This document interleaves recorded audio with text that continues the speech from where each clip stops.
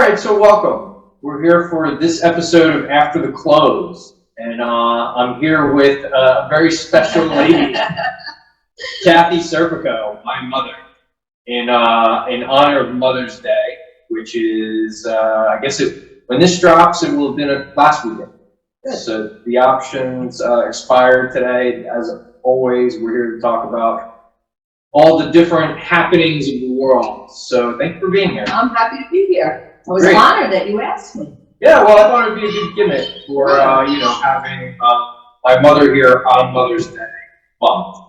Right. So, all right, let's just get right into it. Okay. So, who was your favorite child? Oh, you, of course, you. You're the first. Excellent. Okay. That's it. We're done. No, it's easy enough. I hope that, Tom and Patrick aren't going to see this, but. They might be the only people that let's see it. Well, we'll take that as it comes. Okay, fair enough. But the real reason I think that I thought you'd be a good guest here is to kind of talk about some of your Wall Street knowledge, your know-how, your history, because you are, despite being, in a different world today, you were in Wall Street for a couple of years. I was worked on Wall Street at Donaldson, Lufkin Jenrette from about November of 1980 until I'd say the end of May of 1987. I left right before you were born, 1987. You were born in June of 87. I'm sorry? No, nothing to be sorry about. So now, what is Donaldson what was it? Donaldson, Lufkin, and Jenrette. It's no longer there, but it was a boutique firm at the time. And believe me, when I first started working there, I couldn't get the three names out of my mouth either. It took me a while, but I finally got it. Donaldson, Lufkin, and Jenrette. So now they were brokerage, or they were an investment bank? Well, what? My background was not in finance. Okay. I graduated from Seton Hall, and I had a Bachelor of Arts in Communication. So I did not have a business background. So just to give you a little bit of my background, you might be surprised, you might learn some things. I graduated from Seton Hall, BA in Communications, and one of my professors linked me up with a job at AT&T in Basking Ridge. It was a big complex, beautiful complex in Basking Ridge. And they had their own TV studio there. They did their own in-house productions. So I got along pretty well with one of my professors, and he linked me up at AT&T. So I was doing freelance work at the AT&T studio in Basking Ridge.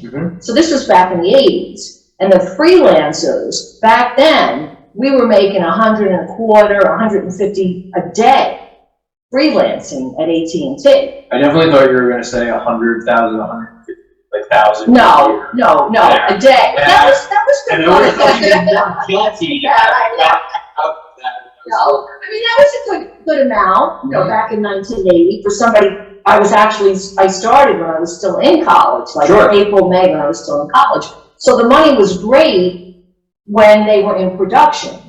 But when they weren't in production, I didn't have any work. I didn't have anything to do. So at the time, Dad and I were already engaged. We got engaged when I was a senior in college. And Dad was like, well, that's great that you can make that kind of money when you're working, but when you're not working, you're not making any money. Sure. You kind of need to get a full-time job. So lo and behold, I wound up going to an employment agency downtown New York, near Wall Street. So they sent me on this interview at DLJ, Donaldson, Lufkin, and Jenrette. And I guess you could say I wasn't really a secretary. It was more like an admin or something, They said, could you type? I said, in a world before Outlook and Excel and Word and email. My experience was, I told them I typed my term papers in college. Okay. So can I type? Well, yeah, I can type, So I got a job there. I guess I was overqualified for what I did, but it was a full-time job and I had benefits and so on. Because Dad and we were getting married, so I needed a full-time job. So that's where I wound up, Donaldson, Lufkin, and Jenrette, at 140 Broadway, which was, at the time, the Marine Midland building with the big orange cube on the sidewalk, which I know you wound up working there. Yeah, we won't bury the lead on that. It was 30 years after you left there, I ended up back there at that same building working for my career. Yes. So I worked at Donaldson, Lufkin Jenrette. Dad and I got married, and I was lucky in that I had a few people who took a liking to me and sort of mentored me. Because like I said, I did not have a business background, but I learned. I'm sorry, you said that a couple times, you didn't have a business background. No, not at all. And you got your degree in communications. Right. And you went to work at AT&T as a freelance. Correct. Up to that point, did you envision yourself as like the next Barbara Walters? No, I wanted to be like a director. What way did you aim the gun, even if it ended up going I wanted to be like a TV director, the person who sits at the headset and calls camera 1, camera 2, camera 3, you know, that kind of thing. Okay. That's what I wanted to do. Okay. That's what I aspired to do. Sure. But I couldn't get my foot in the door, and so I had to take what I could get at the time, and that's where I wound up at DLJ, which it worked out. That's how I ended up at 140 Broadway, by taking what was available at the time. Exactly. I understand that quite well. Right. So like I said, a few people, I was lucky, liked me. I guess I came across well enough, and they sort of mentored me. The person I was working for realized after a few weeks, you know, he said to me, he says, I think you're pretty overqualified for this job. I said, yeah, I think I am. He said, well, he says, I'm going to try to help you along the way. And I was like, well, great. So, like we would sometimes sit and have our lunch together, and I would ask him questions because I didn't understand really anything. Know the business. I didn't understand how the market worked or anything. So, like if he was working on a little project, you know, I would see memos and things like that. I would read them, and if he had to go to a different department to do something, sometimes I would tag along to meet the other people in the company. And then in a short while, if he had a particular task he needed to accomplish, I kind of would understand it, and I would say, well, I can take care of that for you. And he's like, well, great, you know, great. Sure. And he can move on to other things. Right. So I learned, I made contacts within the company and moved along. Okay. So, which was good. Was this gentleman, was he like just one rung higher than you? No, he was the vice president. He was the vice president at the time. Okay. Which was good. And then he moved along, and then I worked with another woman who was also a vice president, and she also said, well, I think that, you know, you're overqualified for what you're doing right now. So she also helped move me along a little bit, which I was thankful for, you know, because it wasn't my field. So lo and behold, I moved along. Eventually, I was promoted to assistant vice president at DLJ. I was also going to graduate school. I went to Pace, working towards my MBA, I thought. But it was difficult, you know, to go to class on a Tuesday night and then to come home late at night. And then Wednesday night, I would have homework problems to do or papers to do or whatever to go back on Thursday. So I started at 140 Broadway. That's how I started my graduate school. I started taking classes like Mondays and Wednesdays at night after work. Right. It's very difficult. It's very difficult. So, I mean, I did that for a while, and my background was not business at all. So I found it to be a little difficult. Okay. One thing that was really difficult for me was I had to take a basic programming class. Was it COBOL? I couldn't even tell you what it was. No. It was, that was not my thing. Not my thing at all. So I struggled through it, and you know, we had the final exam. I went through the whole class, and I was always a good student. I always would read what I had to read, the chapters, and I would do all the homework and everything. But it just wasn't my thing. It just didn't click for me. And I took the final. I don't even know if I passed the final or anything. And I said, this is not for me. If this is what it's going to be, this is not what I want. This is not for me. This was really a struggle. So I kind of put that, you know, on the side. But what I was then able to do was go and study for my Series 7 exam, which is your licensing exam. So the company has to sponsor you. In layman's terms, it's your stockbroker's license. My stockbroker's license, right. I wasn't going to do any commission business, but when you're licensed, you're allowed to do certain other things. You can sign documents, you can take orders, and you can do other things. So I said, okay, well that's... You can sign order slips for orders to take place. Right, and I can sign account forms. Sure. If an account had to be opened and the particular person maybe was out of town or something, I was able to do that. So I did a lot of administrative work once I got my license. But I went to the New York Institute of Finance for a prep class. So that was like 15 weeks. And like I said, I was always a good student. So the way they presented the material, they said, you know, to read ahead of time and to take the practice tests and to do all that. And I did all that. And then finally, about 15 weeks later, it was on a Saturday morning.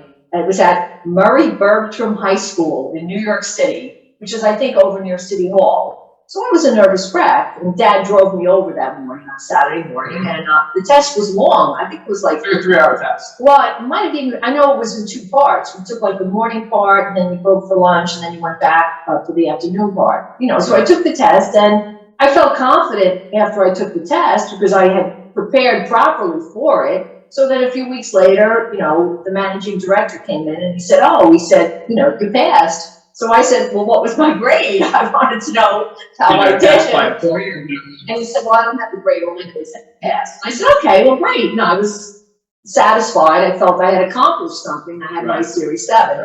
And then after that, I also took I think among finance professionals, your Series 7 score can often be like how other people might say, like, oh, your SAT score. Right. It is sort of like the SATs of finance, like getting the Series 7. Because like, and the passing grade, I think, it's still 70%. I don't even know. Still 70%. And when I was going for taking Series 7 exam, I was doing it kind of in parallel with some other people whom I knew. Right. And everybody was sort of just, like, one guy took it, he got like a 66. Oh, yeah, see, I never... And he just missed it. And he was just trying to get over the hump. Yeah. Which is the attitude I think some people take with it. But on the other hand, there are people who are really trying to get an A. Right. It doesn't matter. I don't need to get you pass, whether you get 70 or you get a 99. Sure, you still get your pass and your license, you can sign the document. Right, exactly. That's about the beginning of it. Right. But it is interesting. But you kind of want to know your grade. You do. Passing your Series 7 is still in like 2020, I think, like a modern rite of passage among the financial service professionals. Right. Then you know, like, okay, well, I belong here now. I fit in. I'm good to go. Right. Or just, honestly, you could just say like, yep, I have a Series 7. Like, don't mess with me. Like I have a bedrock of knowledge. I passed my Series 7. Right. Yeah, you can say that today. Right. And people will be like, all right. Right. So and then after that, I took another licensing. It was Series 63, which I don't think they even do that anymore. That was more like suitability or. Today, every 2 years, I kind of think about whether or not I'm going to take my 60s exams. Right. Because as you alluded to before, you need to be sponsored to take the Series 7. A registered broker-dealer company needs to sign off on you to sit for the exam. It's not like you can't do it on spec. Right. You can't say like I'm going to pass my Series 7 and then try to get a job. Right. You need to have a company back you and say this person is going to take their Series 7 and then work for us. Right. Your 60s, your 63, your 65, and your 66 are all self-examination. You can just take that anytime you want.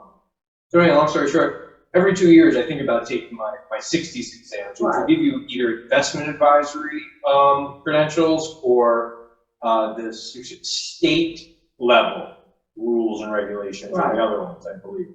I have yet to do it. Oh, well, I had them, so obviously I don't have them any longer. So, but it was good. Right, they expire. You have to get continued education credits and things like that, so they can expire. Or you leave the brokerage. And so the downside of it, which some people don't necessarily think of when they're 22, is if I leave. Before, desktops. Back then, information came out, printed from the mainframe, on old computer paper, that kind. a big thing back then when I worked was, you got a fax machine. Oh. Like, that was like, whoa, like, Like you in know, the future? yeah, you know, like, Did you ever use like a Quotron? I knew how to, I didn't have a Quotron at my desk, but they had Quotron, you know what I'm saying? Like, you could, you know, you put in the stock symbol and, you know, it's like a computer screen, you know, yeah. Then you'd walk up to the end of the aisle and it'd be like sitting Yeah, there. right. A lot of times today, like anyone who's like a, you know, like a bigwig will have their own Bloomberg terminal Yeah, at their desk. They have their own login. But then for all the other lower, yeah. people, there'd be like one at the end of the aisle that like anyone could walk up to. Well, yeah, all the block traders had, you know, their Quotrons and whatever. You know? And I also knew what the analysts did, so I was able to put a lot of the pieces together. Like if somebody came like with a problem, like I knew where they were coming from with their problem, but I knew where to go for other people to solve the problem. A lot of the soft skills needed to just make the engine, grease the wheels and things like that, just get things done. Like I knew a lot about a little about a lot of different things, let's say. You know, I knew how that part fit into that part, how it fit into that part. I knew, like, for the big block trades on all those accounts for the money managers, how to have the delivery instructions set up, because we started automating, because I brought back and I worked on a couple of special projects. So one of the projects that I worked on was Rule 387. Okay. You might not even know what Rule 387 is. Don't get me started on Rule 387. That was a pox on Rule 387. Yeah, I have automated delivery. So like at DLJ, like I worked on implementing Rule 387, make sure all the accounts were set up properly for automated, you know, settlements through DTC. Okay. So I was familiar then with DTC, Depository Trust Company, and how all that came to be. Which still exists. They're DTCC now. Okay. They added a C. Oh, okay. Well, since you left, they added a C. But they still exist and they still do all the same stuff. And a lot of my data is actually making sure information flows out to any sort of clearing corporation. Right. Yeah. Right. So a lot of it's still the same. Right. So I was involved in that. And then I also was involved, you would know this, TEFRA, you know what TEFRA was? That I do not know. Tax Equity and Fiscal Responsibility Act. Is this like ERISA? ERISA's for retirement. I pulled up some of the information. This was in 1982, TEFRA, and this was to make sure that rather than have tax increases, that everybody was paying their fair share of taxes. So one of the this sounds like a Reagan thing. Yeah, well, so I was there at the time. So what we had to do was make sure that all the accounts had proper tax ID numbers and social security numbers on them, because some didn't. So obviously, if there was not correct tax information on the accounts, taxes wouldn't get paid. Right. They would get kicked around and delayed. Right. Like that. Right. So those were two things I worked on: TEFRA and 387. A lot of that stuff is still there's so much of Wall Street which is just the same thing repackaged in a different way. And you can look at that operationally, you can look at that like product wise, you can look at that in 100 different ways. So you're explaining the various operational requirements and the data integrity and just customer awareness and all of those types of things. And 30 years later, many of the bones in my career have been on things that are essentially like the same root idea behind it. Right. So for example, after the '08 crisis, what my company for a while built, they still built it, it's not, I'm not there anymore. They built mortgage calculators for Dodd-Frank compliance. So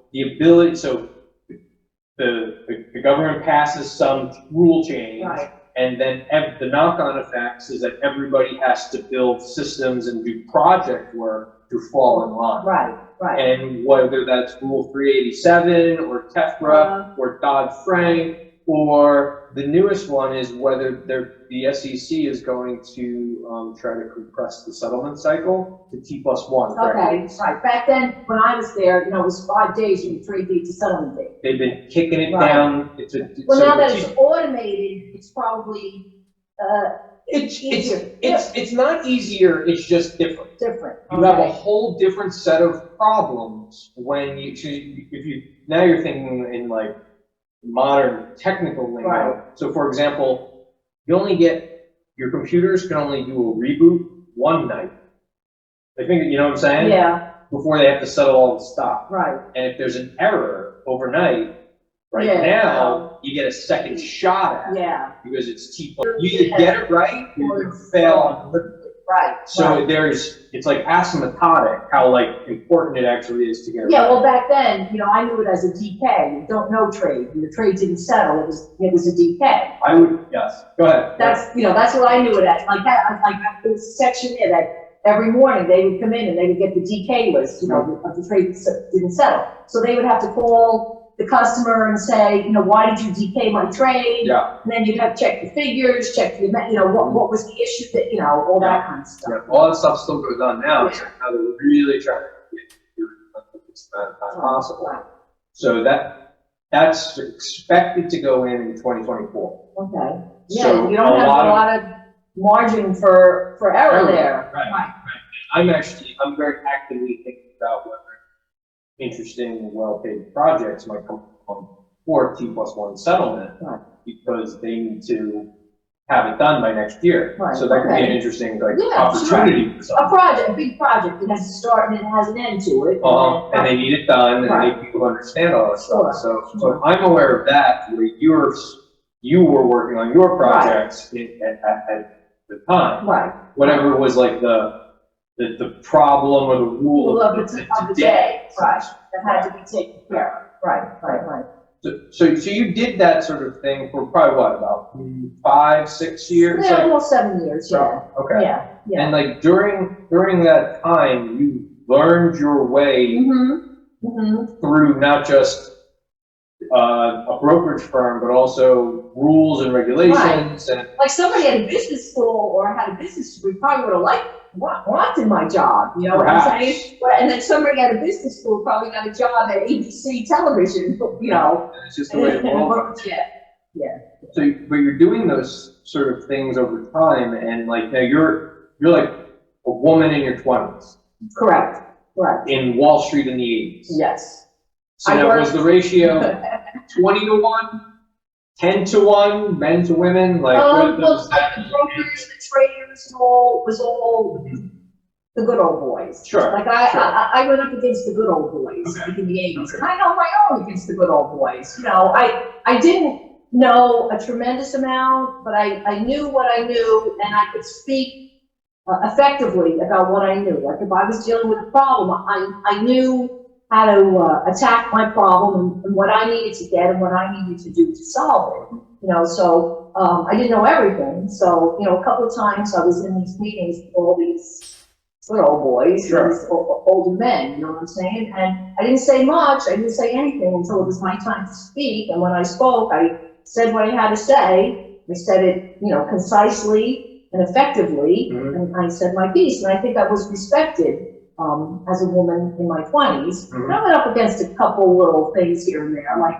I reported to a managing director, and he was supposed to go to a meeting one time about something that I was involved in. So we were walking down the hall, like a walk and talk, we walk down the hall, and it's like, okay, Kathy, what do I need to know, blah, blah, blah, blah, blah, blah. So I'm saying, well, giving him all the details, and he says, oh, just go to the meeting. He says, you know what to say, you know what to do. And I'm, like, here I am, like, this little girl from Jersey City, here going in with all these older men, the good old boys, So I walk into the meeting, and I don't know, there's 6, 7 people sitting down, managing directors or whatever. So I sit down, and the one gentleman says, oh, I didn't think there was going to be any women at this meeting. And I just turned around and said out loud, well, that was nice that he called me a woman and not a girl. So I was able to hold my own in certain Right, you were quick on your feet. Well, yeah, I knew what I was up against, so I got a chuckle out of it, you know what I'm saying? So it was those kind of things that, That's kind of, I guess, I imagine that's the only way to really swim the waters effectively. Yeah, like I said, I knew what I knew, and I spoke about that. I didn't get involved in things that weren't part of what I needed to do. So I guess I was respected in that when I did say something, it was correct Sure. and valid. Mm-hmm. So you're judged on merit, right? Like because people you proved your merit. right? You know, the managing directors, vice presidents, or whatever. If they came, you know, on a rare occasion, they would come and they would ask me a question, and I would give them the answer. Okay, good. Another time we were working on a big project, a conversion of the account numbers and all kinds of things. And it was a big meeting, like upstairs, like the president of the company and whatever. And, you know, all these good old boys were all sitting around the table, you know, talking, hashing it out. The vendor was there and all this kind of stuff. So everybody went around and said their piece, and the vendor said what he had to say, and so on and so forth. So the meeting was coming to an end. Now, I hadn't said anything, so it was almost to an end, and I raised my hand and I said, you know, Kathy Serpico, I do this, blah, blah, blah. I said, I have a question. Oh, okay, what's the question? And I said, well, for the account, like the last digit, the check digit on the account says what kind of an account it is. It's an option account, you know, it's a retail account, it's an RVP, DVP account. How does that fit in to this conversion? That's still true today, by the way. And the vendor looked and said, I don't understand. So one of the managing directors said, oh, that's really important. How are we going to know where the account goes? Is it an option account? Is it this account? Is it that account? Whatever. And the vendor's like, oh, well, we'll have to go back and work on that. You know, sure. And somebody said, oh, Kathy, good thing you brought that up, because it was a small part, but it was an important part. Right, had the meeting ended, they would have proceeded, and then down the line would have got caught and right. the problem and got done. Yeah, right. Those same types of things happen today all the time. I know. Right. I've been in calls now where you're having those same types of discussions, right. And you hope the person who raises a point like that right. gets due credit, because I've seen it go both ways. Where right. somebody in a call in, say, like March, raises that point, and then things move swimmingly. Right. On the other hand, the call ends in March, it gets delivered in September, and then in October, suddenly everybody's like, this is useless. Well, this isn't what, right. This isn't what we thought it would be. What This can't do what we're supposed to do. Right. I've seen it play out both ways, right. And you hope that the person who referenced it in the first scenario gets due credit, because that's where like the value is, people having smart people around. Right, like I said, my part was a very small part, but it was an important part. So, right. You know. Right. So it seems like you've spent your time on Wall Street well. Right. You had a clear, relatable Wall Street career, because as you described those things, myself, who echoed a career 30 years later, right. can still sympathize with a lot of those scenarios, right. and see what you're driving at, right. and what maybe you're implying under the surface of a tale. Like I understand the implications of something you said. Right. By 87, right. You're getting out of it.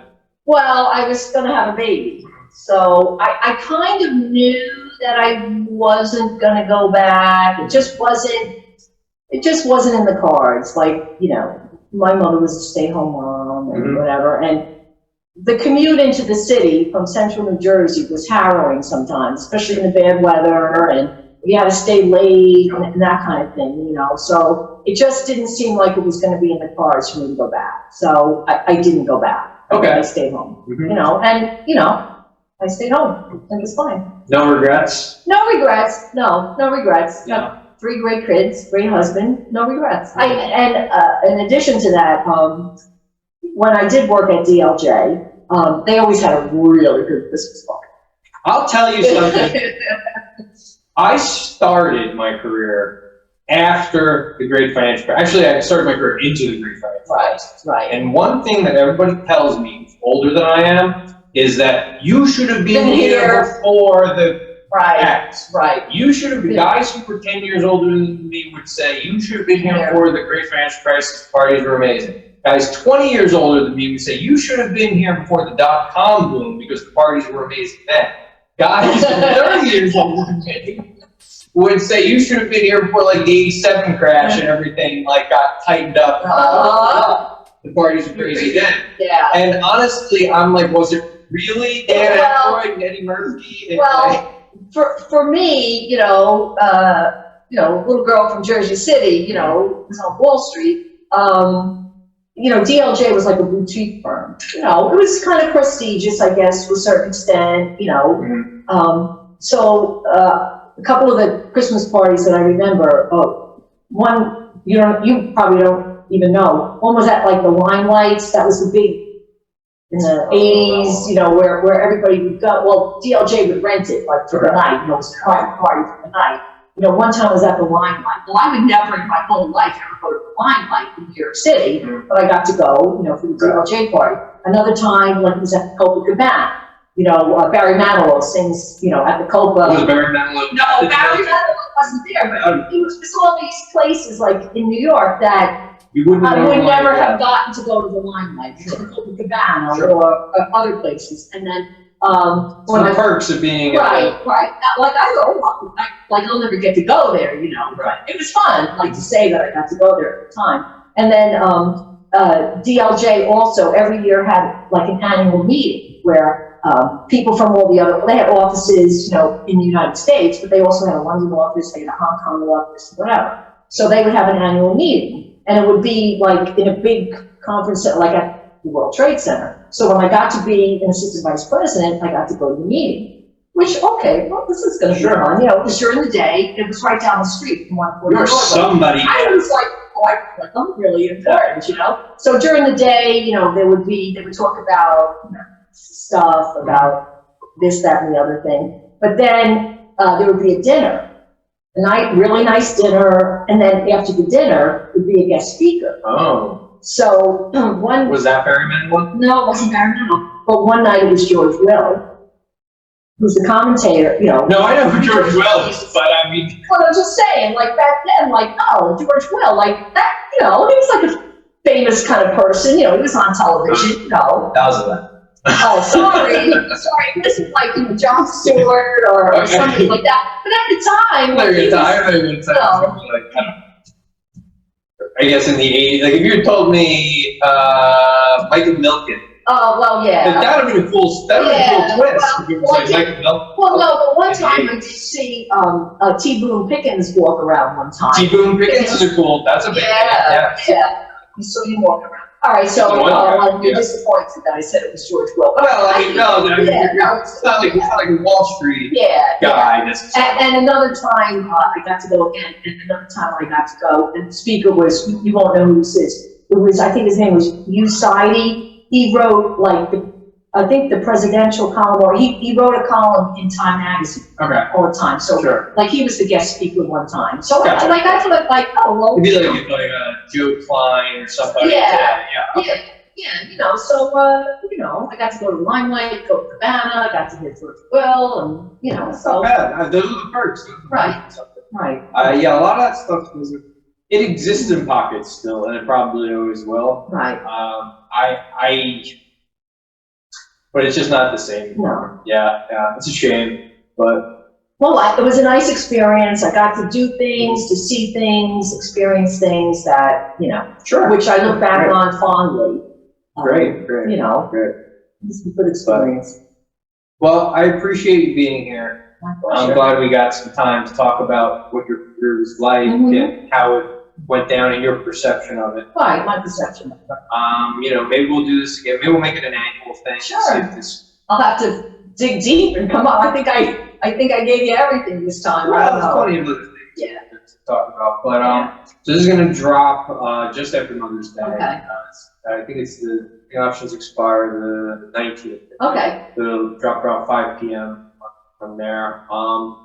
That's about it. Great. So thanks for being here. My pleasure. Everybody will see you next time. Thanks. Great. Okay. Good.